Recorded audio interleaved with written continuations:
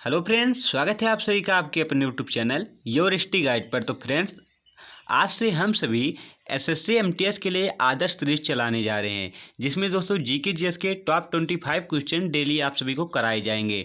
और दोस्तों ये ऐसे क्वेश्चन है जो आप सभी के एग्जाम में पूछे ही जाएंगे। सभी इंपॉर्टेंट क्वेश्चन ही दोस्तों लिया जाएगा और हर एक सब्जेक्ट से आप सभी के लिए क्वेश्चन इसमें पुटअप किया जाएगा। इसलिए आप सभी वीडियो को शुरू से लेकर लास्ट तक देखिएगा। अगर चैनल पर नए हैं तो चैनल को सब्सक्राइब जरूर करिएगा, ताकि आने वाली हर वीडियो आप सभी को के पास पहुंच सके। चलिए पढ़ना शुरू करते हैं। पहला क्वेश्चन हमारा है आज का, सुमिलित कीजिए। मतलब यहाँ दोस्तों दिया गया सूची 1 में ऋग्वेद में उल्लेखित जो नदियों के नाम हैं उन्हें, और 2 में दिया है आधुनिक नाम इनके जो हो गए हैं उनके बारे में दिया गया है। ऑप्शन देख सकते हैं यहाँ पर। परुशली जो है इसे अब आधुनिक समय में क्या कहा जाता है, शतुद्री को क्या कहा जाता है, अस्कनी को क्या कहा जाता है, पिपासा को क्या कहा जाता है। नीचे आप सभी को कोट मिला है। इस कोट में आप सभी को छांटना है कौन सा कोट बिल्कुल राइट होगा। तो इसका राइट आंसर दोस्तों जो है ऑप्शन हमारा ए है। ऑप्शन हमारा ए है। जो परुशली है दोस्तों, इसे क्या कहते हैं, इसे आधुनिक समय में रावी कहते हैं। शतुद्री को क्या कहते हैं, सतलज कहते हैं। और अस्कनी को दोस्तों चिनाब नदी कहते हैं। और बिपाशा को क्या कहते हैं, ब्यास नदी कहते हैं। दोस्तों यहाँ पर ऐसे क्वेश्चन लेके हैं जिस प्रकार आप सभी के एग्जाम में क्वेश्चन पूछा जाता है। और दोस्तों ये मोस्ट इंपॉर्टेंट है, यहाँ से क्वेश्चन बनता ही आप सभी के एग्जाम में। ऋग्वेद में जो उल्लेखित नदी का नाम है उनका दे दिया जाएगा, और आधुनिक युग में जो नदियों के नाम है उनको दे दिया जाएगा और मिलाने के लिए कहा जाएगा। क्योंकि दोस्तों यहाँ पर समय काफ़ी लॉस होता है, और एग्जामिनर चाहता ही है कि आप सभी का समय काफ़ी लॉस हो, ताकि आप सभी पूरे क्वेश्चन ना अटेम्प्ट कर पाए। इसलिए आप सभी वीडियो को ध्यानपूर्वक देखिएगा और अपना स्पीड बढ़ा सकते हैं यहाँ पर आप सभी अगर वीडियो लगातार देखेंगे तो। अगला क्वेश्चन, मनुस्मृति मुख्यतः संबंधित है। मनुस्मृति मुख्यतः किस चीज़ से संबंधित है, तो समाज व्यवस्था से संबंधित है। मनुस्मृति जो है दोस्तों समाज व्यवस्था से संबंधित है। ऑप्शन ए हमारा बिल्कुल राइट आंसर है। इसके आगे देखते हैं, हर्यक वंश के किस शासक को कुड़िक कहा जाता था। मोस्ट इंपॉर्टेंट क्वेश्चन है दोस्तों, ये कई बार पूछा गया है। हर्यक वंश के किस शासक को कुड़िक कहा जाता था, तो इसका राइट आंसर ऑप्शन हमारा दोस्तों जो है सी बिल्कुल राइट है। अजात शत्रु को कहा जाता है। और हर्यक वंश को ही दोस्तों पृथहंता वंश के नाम से जाना जाता है, क्योंकि दोस्तों यहाँ पर जितने भी राजा बनते थे अपने पिता की हत्या कर कर ही गद्दी पर बैठते थे। इसलिए हर्यक वंश को जो है दोस्तों पृथहंता वंश के नाम से जाना जाता था। और मौर्य वंश में दोस्तों जो है 4 वंश का उदय हुआ था। एक हर्यक वंश, फिर उसके बाद दोस्तों शिशुनाग वंश, नंद वंश और मौर्य वंश। ये दोस्तों इनके राज्य के उदय होने का क्रम है, ये भी पूछा जा सकता है आप सभी से एग्जाम में। आगे देखते हैं, हरकेली नाटक का रचयिता कौन है। हरकेली नाटक के रचयिता कौन है, तो इसका राइट आंसर ऑप्शन हमारा ए होगा, चौहान शासक विग्रह राज फोर्थ, या दोस्तों जिन्हें बिसल देव भी कहते हैं। ये हमारा बिल्कुल राइट आंसर होगा ऑप्शन ए। उसके बाद देखते हैं, जगन्नाथ मंदिर किस राज्य में स्थित है। जगन्नाथ मंदिर किस राज्य में स्थित है, तो राइट आंसर ऑप्शन हमारा बी फॉर बाहुबली, उड़ीसा बिल्कुल राइट आंसर है। चलिए आगे देखते हैं, अजय पाल संस्थापक थे। अजय पाल किस वंश के संस्थापक थे, तो अजमेर के संस्थापक कौन थे, अजय पाल। इंपॉर्टेंट क्वेश्चन है, कई बार पूछा गया है। अजय पाल किसके संस्थापक थे, अजमेर के थे। आगे देखते हैं, आगे हमारा है, सम्रांगण सूत्रधार का विषय है। सम्रांगण सूत्रधार का विषय है। इसका कौन सा विषय है दोस्तों आपसे से पूछा जा रहा है, तो इसका राइट आंसर ऑप्शन हमारा ए है, स्थापत्य शास्त्र का विषय है। क्या दोस्तों, स्थापत्य शास्त्र का ये विषय है। आगे देखते हैं, भारतीय संविधान में समवर्ती सूची किसके संविधान से ली गई है। भारतीय संविधान में समवर्ती सूची किसके संविधान से ली गई है, तो राइट आंसर ऑप्शन डी होगा, ऑस्ट्रेलिया के संविधान से ली गई है। दोस्तों हमारा जब संविधान बन रहा था तो उसमें टोटल 60 देशों के संविधान को पढ़ा गया था। कितने, 60 देशों के संविधान को पढ़ा गया था, जिसमें से 10 देशों के संविधान से हमारे संविधान में स्रोत लिए गए हैं। उसी में से दोस्तों ऑस्ट्रेलिया एक है जहाँ से समवर्ती सूची ली गई है। अगर कनाडा से बात कर लें तो यहाँ पर शक्तियों का विभाजन जो लिया गया है वो कनाडा से लिया गया है। और जर्मनी से दोस्तों आपात के समय जो दोस्तों मूल अधिकार समाप्त होते हैं, ये कहाँ से लिया गया है, जर्मनी से लिया गया है। चलिए आगे देखते हैं, अगला हमारा क्वेश्चन है 42 संविधान संशोधन अधिनियम 1976 द्वारा प्रस्तावना में किस शब्द को नहीं जोड़ा गया। पहले दोस्तों ये देख लें कौन कौन शब्द जोड़े गए थे। तो प्रस्तावना में आज तक केवल एक ही संविधान संशोधन हुआ है, वो भी 42वां संविधान संशोधन 1976 को हुआ था, जिसमें धर्मनिरपेक्ष समाजवादी एकता और अखंडता को लिया गया था। लेकिन जो है दोस्तों गुट निरपेक्ष ये नहीं लिया गया था। ये दोस्तों ये आप याद करें या ना करें ये इम्पोर्टेंट नहीं है, लेकिन ये याद कर लें कि 42वें संविधान संशोधन 1976 के द्वारा प्रस्तावना में 3 शब्द जोड़े गए थे। एक धर्मनिरपेक्ष, समाजवादी, एकता और अखंडता ये जोड़ा गया था। अगर आप ये तीनों याद कर लेते हैं तो यहाँ पर गुट निरपेक्ष के स्थान पर चाहे जो दे, आप सभी को अगर ये तीनों याद हैं तो आप सभी यह क्वेश्चन कर सकते हैं। चलिए आगे देखते हैं। अब आगे का हमारा क्वेश्चन है, अब इसमें क्या कहा जा रहा है, क्या राष्ट्रपति या उपराष्ट्रपति कभी संयुक्त अधिवेशन की अध्यक्षता करते हैं। क्या राष्ट्रपति या उपराष्ट्रपति कभी संयुक्त अधिवेशन की अध्यक्षता करते हैं। तो इसका राइट आंसर ऑप्शन बी होगा नहीं, कभी भी वो अध्यक्षता नहीं करते हैं। उसकी अध्यक्षता जो है दोस्तों प्रधानमंत्री जी करते हैं। और अगर आप सभी से यह पूछा जाए कि संयुक्त अधिवेशन राष्ट्रपति किस अनुच्छेद के तहत बुलाते हैं, तो 108 अनुच्छेद के तहत राष्ट्रपति जी जो हैं संयुक्त अधिवेशन बुलाते हैं। ये भी आप याद रखिएगा। आगे देखते हैं।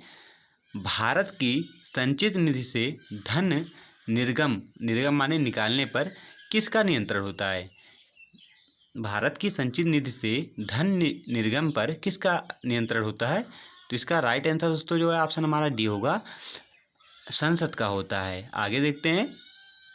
मंत्रिपरिषद में शामिल होते हैं, मंत्रिपरिषद में कौन कौन से लोग शामिल होते हैं। तो इसका राइट आंसर ऑप्शन हमारा डी होगा, प्रधानमंत्री एवं अन्य मंत्री जो हैं वो शामिल होते हैं मंत्रिपरिषद में। आगे देखते हैं। भारतीय संविधान के अनुच्छेद 74 और 75 किन विषयों पर विचार करते हैं। भारतीय संविधान के अनुच्छेद जो 74 हैं और 75 हैं किन विषयों पर विचार करते हैं। तो राइट आंसर ऑप्शन हमारा ए होगा, मंत्रिपरिषद पर। 74 में दोस्तों है राष्ट्रपति की सहायता के लिए मंत्रिपरिषद का गठन होता है, और 75 में जो है प्रधानमंत्री मंत्रिपरिषद के हेड होते हैं, ये बात कही गई है। आगे देखते हैं। सरकारिया कमीशन द्वारा सुनिश्चित की गई अंतर्राज्यीय परिषद का गठन संविधान की किस धारा के अंतर्गत किया जाता है। तो इसका राइट आंसर ऑप्शन हमारा बी होगा दोस्तों, अनुच्छेद 263 के तहत। आगे देखते हैं। राउरकेला इस्पात संयंत्र की स्थापना हुई थी। राउरकेला इस्पात संयंत्र की स्थापना हुई थी।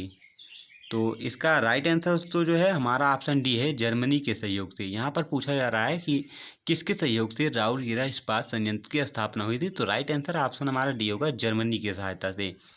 दोस्तों इकोनॉमिक्स का ये भी क्वेश्चन है, सम्मिलित कीजिए। ये क्वेश्चन दोस्तों जरूर एक क्वेश्चन आप सभी के एग्जाम में ऐसा जरूर मिलेगा, क्योंकि दोस्तों इसमें समय काफ़ी जाता है। इसमें दोस्तों हमें दे दिया गया है यहाँ पर पंचवर्षीय जो 5 ईयर्स प्लान थे उन्हें दे दिया गया है, और यहाँ पर दोस्तों उनके जो उद्देश्य थे उन्हें दिया गया है। और आप सभी को यहाँ पर कूट करना है कि प्रथम जो योजना थी वो किस चीज़ से संबंधित है और द्वितीय जो थी किस चीज़ से संबंधित थी। तो प्रथम योजना दोस्तों यहाँ पर आप सभी कूट देख सकते हैं, कूट आपका कौन सा सही होगा। तो यहाँ पर हमारा राइट आंसर ऑप्शन हमारा डी होगा, जो है प्रथम जो दोस्तों योजना थी वो किससे संबंधित थी। तो सामुदायिक विकास से संबंधित थी। और द्वितीय जो थी दोस्तों वो किससे संबंधित थी, वो तीव्र औद्योगिकरण से संबंधित थी। और तृतीय जो है दोस्तों वो किससे संबंधित थी, तो तृतीय आधारभूत उद्योगों का प्रसार के लिए संबंधित थी। और चौथी जो है दोस्तों वो है स्वावलंबन की प्राप्ति एवं स्थिरता के विकास पर संबंधित थी। और पंचम जो है दोस्तों वो न्यूनतम आवश्यकता कार्यक्रम के लिए संबंधित थी। तो आपका राइट आंसर ऑप्शन हमारा डी ही होगा, 2, 1, 3, 5, 4 बिल्कुल राइट आंसर है। चलिए आगे देखते हैं। सुनामी का मुख्य कारण निम्नलिखित में से कौन है। सुनामी आने का मुख्य कारण क्या होता है। तो इसका राइट आंसर ऑप्शन हमारा बी होगा, भूकंप। भूकंप के कारण ही सुनामी आती है। चलिए आगे देखते हैं। अब हमारा अगला क्वेश्चन है क्वेश्चन नंबर 18। सदाबहार वर्षा वन कहाँ पाए जाते हैं। सदाबहार वर्षा वन कहाँ पाए जाते हैं? तो राइट आंसर ऑप्शन हमारा बी होगा, ब्राज़ील में। और दोस्तों सदाबहार वन किसे कहते हैं? जो हमेशा हरे भरे रहते हैं उन्हें ही सदाबहार वन कहते हैं। कोट वाला को दोस्तों क्वेश्चन फिर से आ गया है। उष्णकटिबंधीय सदाबहार वन कहाँ पाए जाते हैं? विषुवत-रेखीय सदाबहार वन कहाँ पाए जाते हैं? भूमध्य सागरीय वन कहाँ पाए जाते हैं? और कोड़धारी वन कहाँ पाए जाते हैं? तो आप सभी को यहाँ पर कोड बताना है, कोड कौन सा इसमें सही होगा। तो इसका राइट आंसर दोस्तों जो है ऑप्शन हमारा ए होगा, 3-1-4-2। दोस्तों पहले का क्या होगा? तीसरा। जो उष्णकटिबंधीय सदाबहार वन है वो इंडोनेशिया में पाए जाते हैं। उसके बाद दोस्तों दूसरे का पहला होगा। विषुवत रेखीय जो वन है दोस्तों कहाँ पाए जाते हैं? तो घाना में पाए जाते हैं। उसके बाद दोस्तों तीसरे का चौथा होगा। भूमध्य सागरीय कहाँ पाए जाते हैं? तो भूमध्य सागरीय जो हैं फिलीपींस में पाए जाते हैं। और कोड़धारी वन जो हैं दोस्तों वो कहाँ पर पाए जाते हैं? स्कैंडिनेविया में पाए जाते हैं, स्कैंडिनेविया में पाए जाते हैं। चलिए आगे देखते हैं। टुंड्रा वनस्पति का सर्वाधिक विस्तार पाया जाता है। जो टुंड्रा वनस्पति हैं उनका सर्वाधिक विस्तार कहाँ पर पाया जाता है? ये आप सभी से पूछा जा रहा है। तो इसका राइट आंसर दोस्तों ऑप्शन हमारा बी है, उत्तर अमेरिका में पाया जाता है। नेक्स्ट क्वेश्चन देखते हैं। निम्नलिखित में से कौन सा मरुस्थल दक्षिणी गोलार्ध में स्थित है? तो इसका राइट आंसर ऑप्शन हमारा दोस्तों बिल्कुल ए होगा, कालाहारी मरुस्थल जो है वो दक्षिणी गोलार्ध में स्थित है। आगे देखते हैं।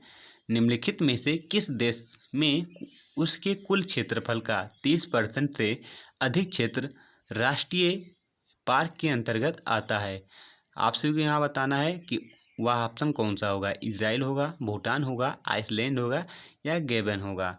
तो इसका राइट आंसर दोस्तों जो है ऑप्शन हमारा ए है, इजराइल। इजराइल का जो है दोस्तों कुल क्षेत्रफल का 30% जो है राष्ट्रीय पार्क में इसकी भूमि चली जाती है। आगे देखते हैं क्वेश्चन नंबर 23। निम्नलिखित झीलों में से कौन विश्व की प्राचीनतम तथा सबसे गहरी झील है? तो इसका राइट आंसर ऑप्शन हमारा ए है, बैकाल झील। अगर आप सभी से पूछा जाए कि भारत की सबसे खारे पानी की झील कौन सी है, तो चिल्का झील है, ये भी आप याद रखिएगा। Next question. निम्नलिखित देशों के नामों से किसके नाम का मतलब होता है 40 कबीलों का देश? तो इसका राइट आंसर ऑप्शन हमारा बी होगा, किर्गिस्तान। Question number 25। दूधगंगा नदी निम्नलिखित में से किस में अवस्थित है? तो इसका राइट आंसर ऑप्शन हमारा दोस्तों ए होगा, जम्मू कश्मीर। और क्वेश्चन नंबर जो 26 है दोस्तों, ये आप सभी का होमवर्क है। आप सभी को इसका आंसर कमेंट बॉक्स में बताना है। एम्पियर मापने की इकाई होती है। एम्पियर मापने की इकाई है, वोल्टेज है, विद्युत धारा है, प्रतिरोध है या शक्ति है? आप सभी को इसका आंसर कमेंट बॉक्स में ज़रूर बताना है। अगर दोस्तों आप सभी को वीडियो पसंद आए तो प्लीज़ चैनल को सब्सक्राइब जरूर करिएगा। अगर आप सभी को इस क्लास की PDF चाहिए तो आप हमारे टेलीग्राम चैनल से जुड़ सकते हैं, जिसकी लिंक मैं आप सभी को डिस्क्रिप्शन में प्रोवाइड कर दूंगा। Thank for watching this video.